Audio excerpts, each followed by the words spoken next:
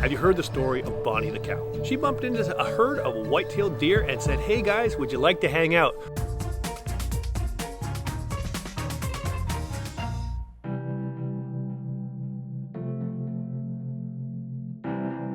Hi guys, I'm Dave Salmoni for Animal Planet, and these are your Animal Bites. Bonnie the cow was at a typical cattle farm when the owners were rallying up all of her family members to go off to the slaughterhouse, and Bonnie said, "Well, I think this is an opportunity for me." So she took off. The owners weren't watching. She was just a little baby cow, and they were trying to get the adults in the truck. So she made it as far as a forest that was nearby this farm. And in that forest, she finds some unlikely friends.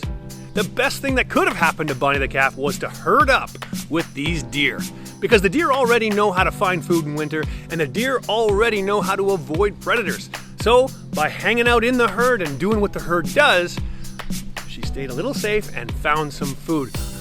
Over the weeks after her escape, people kept reporting sights of Bonnie, and obviously doing quite well with her new friends. Luckily for Bonnie, this story has a very happy ending.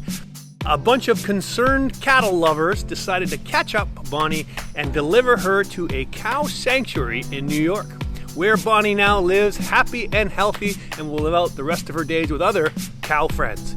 But I hope she still gets visited the odd time by a few deer. Now, you might wonder, what would Bonnie have to do to survive in the woods? You know, they're a domesticated animal. They're not designed to live in the wild. Well, luckily for Bonnie, she did find some white-tailed deer that would help her along the way. Because the number one thing you got to worry about is food. How are you going to eat? Number two thing you have to worry about is predators. How are you going to avoid predators? The deer know both of those things. Cows and deers are both herding animals, and there are a lot of benefits to being in a herd. It's called altruism, meaning they're all helping each other survive better. So when you're browsing like a deer, you know, some of the time your eyes are going to go down and look to the food that you're eating. But in that time, you're very vulnerable to a predator. So the larger your herd, the more eyeballs that might be looking out while you're actually taking your bite. So the job in a herd is for everyone to do their part. Everyone's watching for predators, everyone's looking for food, everyone's helping the entire family get along. So a cow does this because it's a remnant of its domestication, meaning whatever version of it in the wild would have herded to do those same things. The deer friend said, "Hey, you watch out for predators. We're going to look out for predators for you, and we're going to help you find food. And if you see some, please let us know." That's the benefits of being in a herd.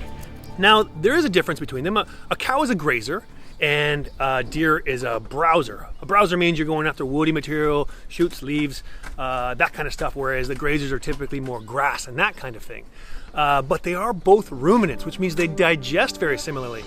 Now, what would you do if you saw a cow roaming around in the woods? Well, my advice to you would be find somebody who knows what to do. Find a cattle farmer who may have lost a cow, or if you don't want to send your cow friend that way, maybe animal control, or do what these guys did. Call a sanctuary and see if they can help you. I hope you liked my story. I love this story. I love this cow. Thanks for joining. See you next time.